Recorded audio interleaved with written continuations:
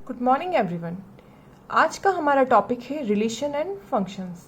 इससे पहले वाले वीडियो में हमने इसके कुछ बेसिक कॉन्सेप्ट पढ़े थे कि रिलेशन क्या होता है, कितने टाइप का होता है, और आज हम उस पर बेस्ड क्वेश्चन करेंगे। अगर आपको इसका बेसिक कॉन्सेप्ट क्लियर करना है कि रिलेशन क्या होते हैं, कितने टाइप के होते हैं, तो आप इससे पहले वाला वीडियो ज़रूर देखिएगा। चलते हैं फर्स्ट एक्सरसाइज की ओर। एक्सरसाइज 1.1 देखते हैं उसका फर्स्ट क्वेश्चन क्या कहता है। Determine whether each of the following relations are reflexive, symmetric and transitive.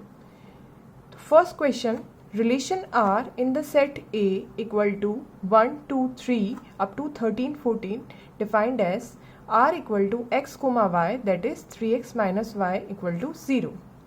अब हम इसको कैसे सॉल्व करेंगे ये देखते हैं। सबसे पहले हमें गिवन सेट के अंदर एलिमेंट्स दे रखे हैं 1, 2, 3 अप टू 13, 14।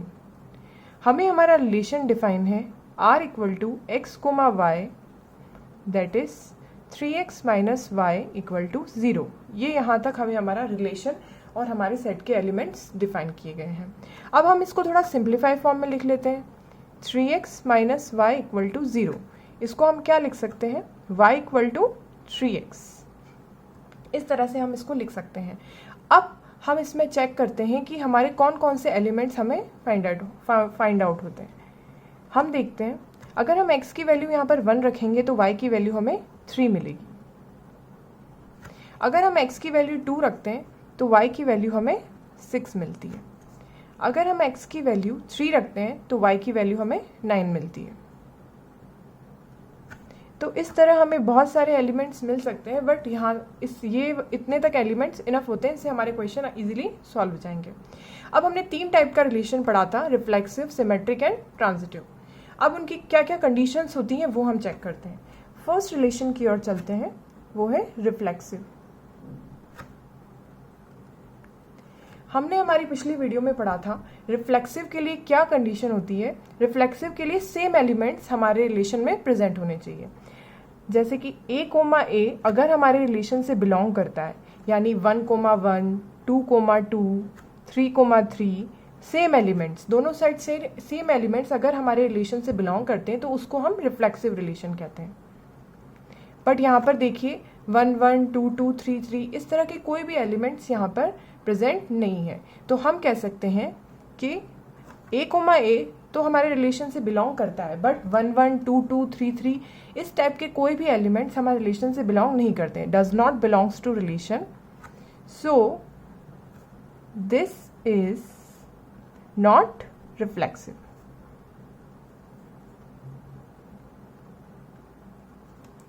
अब सेकेंड कंडीशन की ओर चलते हैं। सेकेंड कंडीशन है सिमेट्रिक। सिमेट्रिक कंडीशन में हमने पढ़ा था, अगर a, b हमारे रिलेशन से बिलोंग करता है तो b, a भी हमारा रिलेशन से बिलोंग करना चाहिए, तो वो हमारी कंडीशन सिमेट्रिक होती है। अब यहाँ पर हम देखते हैं 1, 3 तो हमारे रिलेशन से बिलोंग करता है, बट 3, 1 हमारे रिलेशन से बिलोंग नहीं करता, तो ये सिमेट्रिक कंडीशन नहीं होगी। इसको हम ऐसे लिख सकते हैं 1, 3 belongs to relation but 3, 1 does not belongs to relation, तो ये नॉट सिमेट्रिक का केस हुआ, तो इसको हम लिख सकते हैं नॉट सिमेट्रिक।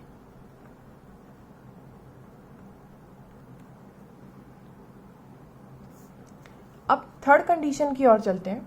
थर्ड कंडीशन है हमारी ट्रांजिटिव।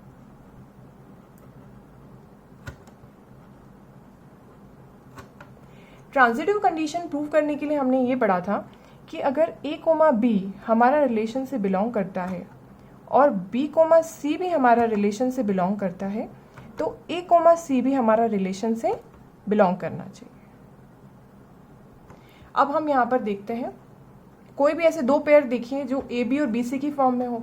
1, 3 और 3, 9 को ले सकते हैं, a, b और b, c। 1, 3 belongs to relation और BC 3, 9 वो भी बिलोंग्स टू रिलेशन, बट क्या A और C भी रिलेशन से बिलोंग करता है? 1 और 9 भी रिलेशन से बिलोंग करता है? नहीं करता। यहाँ पर 1 और 9 कहीं भी रिलेशन से बिलोंग नहीं करता, क्योंकि अगर हम x की वैल्यू 1 रखेंगे तो y की वैल्यू तो हमें 3 मिलेगी, 1,9 तो हमें कहीं नहीं मिलेगा। तो हम यहाँ लिख सकते हैं it does not belongs to relation, तो ये नॉट ट्रांजिटिव का केस हुआ। अब हम यहाँ पर लिख सकते हैं नॉट ट्रांजिटिव। आप इस वीडियो को पूरी देखिएगा ताकि आपको सारे क्वेश्चन इजीली समझ में आ जाए। अब हम हमारे नेक्स्ट क्वेश्चन की ओर चलते हैं। अब हमारा नेक्स्ट क्वेश्चन क्या कहता है, relation R in the set n of natural numbers defined as r equal to x comma y, that is y equal to x plus 5 and x is less than 4। अब हमें कहा गया है कि एक सेट है जिसके अंदर नेचुरल नंबर्स हैं। अब नेचुरल नंबर्स क्या होते हैं? नेचुरल नंबर्स होते हैं 1 2 3 4 जो आगे तक चलते रहते हैं, वो होते हैं नेचुरल नंबर्स। तो हम एक सेट ले लेते हैं A, उसके अंदर हम नेचुरल नंबर्स को डालते हैं 3 4, ये चलते रहते हैं। बट हमें यहाँ पे बोला है x की वैल्यू हमेशा लेस देन 4 लेनी है। अब हमें हमारा रिलेशन डिफाइन है r equal to x comma y, that is y equal to x plus 5 and x is less than 4। ये हमें हमारा रिलेशन डिफाइन करके दे रखा है। अब हम इसको थोड़ा सिंप्लीफाई फॉर्म में लिख लेते हैं y equal to x plus 5। अब हम हमारे रिलेशन के एलिमेंट्स फाइंड करते हैं कि हमारे रिलेशन में क्या क्या एलिमेंट्स आ सकते हैं। तो अब हम देखते हैं, अगर हम x की वैल्यू 1 रखते हैं तो y की वैल्यू हमें क्या मिलती है 6। अब y equal to x plus 5, 1 plus 5 equal to 6। अब हम देखते हैं x की वैल्यू अगर हम 2 रखते हैं तो y की वैल्यू हमें 5 प्लस 2 7 मिलती है। अब हम x की वैल्यू 3 रखते हैं तो y की वैल्यू 3 प्लस 5 हमें 8 मिलती है। ये हमें हमारे रिलेशन के एलिमेंट्स मिल गए हैं। अब हम क्या कर सकते हैं इसमें, अब हम हमारी कंडीशन चेक करते हैं। फर्स्ट कंडीशन है हमारी रिफ्लेक्सिव। रिफ्लेक्सिव चेक करने के लिए हमने ये पढ़ा था कि अगर सेम एलिमेंट्स हमारे रिलेशन से बिलोंग करते हैं तो वो हमारा रिलेशन रिफ्लेक्सिव होता है। अब ये a कोमा a हमारा रिलेशन से अगर बिलोंग करता है तो हमारा रिलेशन रिफ्लेक्सिव होता है। बट यहाँ पर 1 1, 2 2, 3 3 इस तरह के कोई भी एलिमेंट्स नहीं है जो हमारे रिलेशन से बिलोंग करते हैं, तो हम यहाँ पर लिख सकते हैं it does not belongs to relation, so this is not reflexive case. अब हम हमारी सेकंड कंडीशन की ओर चलते हैं। सेकंड कंडीशन है सिमेट्रिक।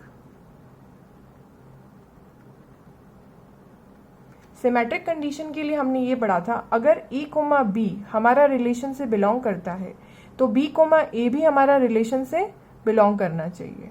बट यहाँ पर देखिए 1 कोमा 6 तो रिलेशन से बिलोंग करता है, बट 6 कोमा 1 हमारे रिलेशन से बिलोंग नहीं करता। अगर हम यहाँ पे x की वैल्यू 6 रखेंगे तो y की वैल्यू हमें 11 मिलेगी। 6 11 इस टाइप की कोई पेयरिंग यहाँ पर पॉसिबल नहीं है। तो हम लिख सकते हैं 1 comma 6 belongs to relation, but 6 comma 1 does not belongs to relation. तो हम यहाँ पर लिख सकते हैं कि ये नॉट सिमेट्रिक का केस हुआ, नॉट सिमेट्रिक। अब हम हमारी थर्ड कंडीशन की ओर चलते हैं, ट्रांजिटिव। ट्रांजिटिव कंडीशन चेक करने के लिए हमने क्या पढ़ा था, अगर a कोमा b हमारा रिलेशन से बिलोंग करता है और b कोमा c भी हमारा रिलेशन से बिलोंग करता है तो a कोमा c भी हमारा रिलेशन से बिलोंग करना चाहिए। तो अब हम यहाँ पर लिख सकते हैं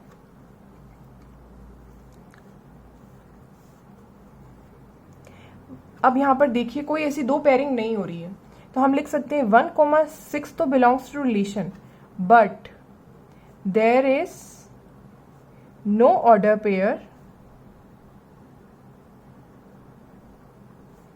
related to 6 कोमा 7 और something else। तो ये ट्रांजिटिव वाला केस हुआ। तो हम लिख सकते हैं सो दिस इज ट्रांजिटिव। अब हम हमारे थर्ड क्वेश्चन की ओर चलते हैं। थर्ड क्वेश्चन क्या कहता है, relation R in the set A equal to 1 2 3 4 5 6 as r equal to x comma y that is y is divisible by x। अब हमें हमारे सेट की वैल्यू क्या गिवन है, 1 to 6, 1 2 3 4 5 एंड 6, और हमें हमारा रिलेशन डिफाइन है x comma y that is y is divisible by x। y is divisible by x का मीन है कि x की वैल्यू y की वैल्यू में पूरी तरह से डिविजिबल होनी चाहिए, हमें फ्रैक्शन वैल्यू नहीं चाहिए। इसको हम सिंप्लीफाई फॉर्म में लिख सकते हैं y बाई x। अब हम देखते हैं कि हमारे रिलेशन में क्या एलिमेंट्स हो सकते हैं।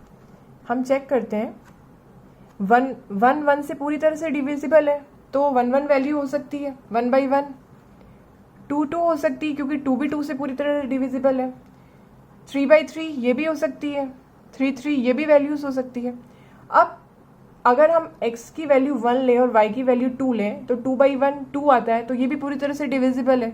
तो हम लिख सकते हैं 1 2, 1 3, 1 4, ये लिख सकते हैं 2 4, 4 बाई 2, 4 बाई 2, ये x की वैल्यू होती है, ये y की वैल्यू होती है। y की वैल्यू है 4, x की वैल्यू है 2, 4 बाई 2 इक्वल टू 2। अब हम इसको ऐसे भी लिख सकते हैं 3, 6। इस तरह से बहुत सारी वैल्यूज होती है जो कि फ्रैक्शन फॉर्म में ना हो, पूरी तरह से डिविजिबल हो, बट हम यहीं तक लेते हैं। अब हमें हमारे रिलेशन के एलिमेंट्स मिल गए हैं। अब हम हमारी कंडीशंस को चेक करेंगे। फर्स्ट है रिफ्लेक्सिव। रिफ्लेक्सिव के लिए हमने पढ़ा था सेम एलिमेंट्स अगर हमारे रिलेशन से बिलोंग करते हैं तो हमारा रिलेशन रिफ्लेक्सिव होता है। तो हम लिख सकते हैं 1, 1, 2, 2, 3, 3, ये हमारा रिलेशन से बिलोंग करता है, तो ये रिफ्लेक्सिव केस हुआ। सो दिस इज रिफ्लेक्सिव। फिर सेकंड कंडीशन हम चेक करते हैं सिमेट्रिक। सिमेट्रिक कंडीशन चेक करने के लिए हमने पढ़ा था कि यहां पर देखिए a कोमा बी अगर हमारा रिलेशन से बिलोंग करता है और तो b कोमा ए भी हमारा रिलेशन से बिलोंग करना चाहिए।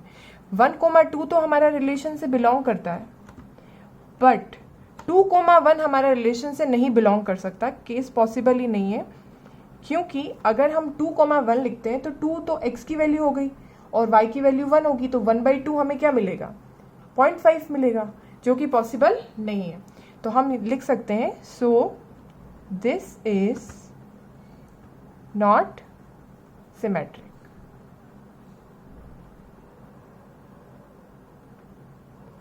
थर्ड कंडीशन चेक करते हैं हम ट्रांजिटिव। ट्रांजिटिव कंडीशन चेक करने के लिए हमने पढ़ा था अगर a कोमा बी हमारा रिलेशन से बिलोंग करता है और b कोमा सी भी हमारा रिलेशन से बिलोंग करता है, तो a कोमा सी भी हमारा रिलेशन से बिलोंग करना चाहिए। तो अब यहाँ पर हम देख सकते हैं ए बी और बी सी की पेयरिंग कहाँ हो रही है, 1 2 और 2 4। तो 1, 2 बिलोंग्स टू रिलेशन, देन 2, 4 भी हमारे रिलेशन से बिलोंग करता है।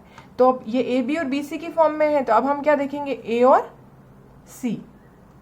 तो 1 और 4 भी हमारा रिलेशन से बिलोंग कर रहा है, तो ये ट्रांजिटिव वाला केस हुआ। तो अब हम इसको लिख सकते हैं सो दिस इज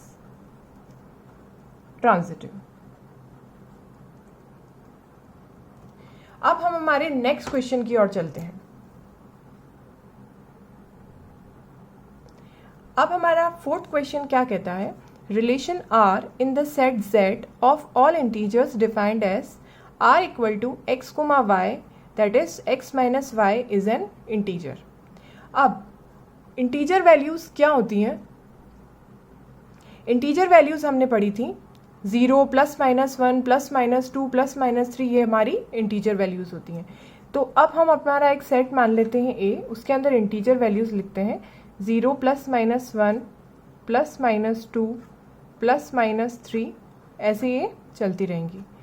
और हमें हमारा रिलेशन डिफाइन है r equal to x comma y that is x minus y is an integer.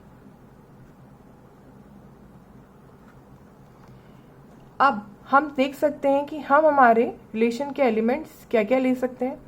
0,0 की वैल्यू क्या होती है? 0, 0 माइनस 0 तो 0। हमें ये देखना है कि इन दोनों में जो भी वैल्यूज रखेंगे उससे हमारा रिजल्ट 1 + 1 -1 +2 -2 +3 -3 0 इस टाइप की वैल्यू आनी चाहिए। तो हम 1 1 भी लिख सकते हैं, 2 2 भी लिख सकते हैं, 3 3 भी लिख सकते हैं, 1 2 भी लिख सकते हैं, 2 1 भी लिख सकते हैं, 2 3 भी लिख सकते हैं, 1 4 भी लिख सकते हैं, 1 3 भी लिख सकते हैं। 1 में से 2 माइनस किया तो -1 आएगा जो कि हमारा इंटीजर होता है। 2 में से 1 माइनस किया तो +1 आएगा, वो भी हमारा इंटीजर होता है। 2 में से 3 माइनस किया तो -1 आता है, वो भी हमारा इंटीजर होता है। 1 में से 4 माइनस किया तो -3 आएगा, वो भी हमारा इंटीजर होता है। इस तरह से हम बहुत सारी वैल्यूज लिख सकते हैं, बट यहाँ इतनी इनफ है। अब हम हमारे कंडीशंस चेक करते हैं रिफ्लेक्सिव कंडीशन चेक करने के लिए हम जानते हैं कि सेम एलिमेंट्स अगर हमारे रिलेशन से बिलोंग करते हैं तो हमारा रिलेशन रिफ्लेक्सिव होता है। तो हम डायरेक्टली लिख सकते हैं 0 0 1 1 2 2 एंड 3 3 belongs to relation, so this is reflexive। Second condition check करते हैं सिमेट्रिक के लिए हमने पढ़ा था a, b हमारे रिलेशन से बिलोंग करता है तो b, a भी हमारा रिलेशन से बिलोंग करना चाहिए। तो अब इस कंडीशन में हम क्या देखेंगे, 1, 2 हमारे रिलेशन से बिलोंग करता है तो 2, 1 भी हमारा रिलेशन से बिलोंग कर रहा है, देखिए आप यहाँ पर। तो ये सिमेट्रिक वाली कंडीशन प्रूव हो सकती है, तो इसको हम लिख सकते हैं symmetric. Third condition, last condition check करते हैं ट्रांजिटिव कंडीशन चेक करने के लिए हमने पढ़ा था a, b हमारे रिलेशन से बिलोंग करता है और b, c भी हमारे रिलेशन से बिलोंग करता है, तो a, c भी हमारा रिलेशन से बिलोंग करना चाहिए। अब यहाँ पर देखिए 1 2 2 3, तो कोई भी दो पेयर ले सकते हैं हमने लिया 1 2 हमारे रिलेशन से बिलोंग करता है और 2 3 भी हमारे रिलेशन से बिलोंग करता है। तो अब हम यहाँ पे लिख सकते हैं 1, 3 भी हमारा रिलेशन से बिलोंग करता है, तो ये ट्रांजिटिव केस प्रूव होता है। तो हम यहाँ पे लिख सकते हैं दिस इज ट्रांजिटिव। आज के लिए बस इतना ही। इसके बाद के क्वेश्चन हम नेक्स्ट वाली वीडियो में डिस्कस करेंगे। अगर आपको हमारा चैनल अच्छा लगा हो और आपको समझ में आया हो तो आप हमारे चैनल को सब्सक्राइब कीजिए।